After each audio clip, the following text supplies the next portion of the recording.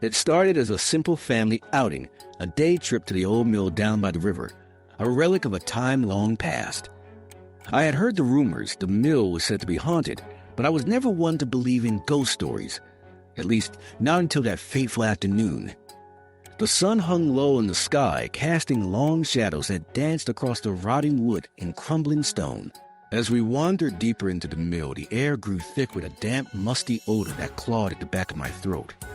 The walls seemed to whisper ancient secrets, and my skin prickled with an awareness that we weren't alone.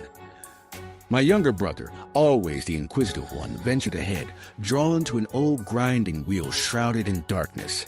I followed, curiosity tinged with a creeping unease. As we drew closer, I noticed strange markings etched into the stone, as if a hand had pressed into material and left behind a grim trace. They spiraled inward, forming an unnatural pattern that made my stomach churn. That's when I heard it, a faint whisper, like the rustling of dead leaves, curling around my ears. I turned, expecting to find my brother laughing at my unease, but he had grown silent, his gaze locked onto something beyond my sight. Panic bloomed in my chest. I called his name, but all that answered was an echo.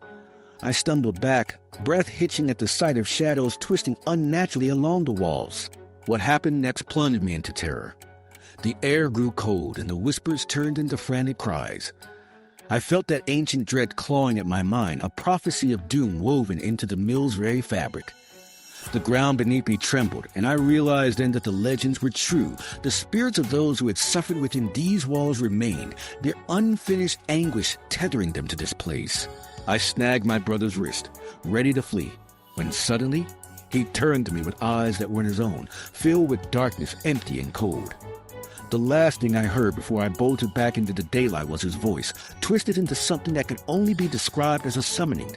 The mill still stands today, and though its facade seems unchanged, I know that deep within it waits to ensnare the next curious visitor, whispering the names of those who have vanished into its depths.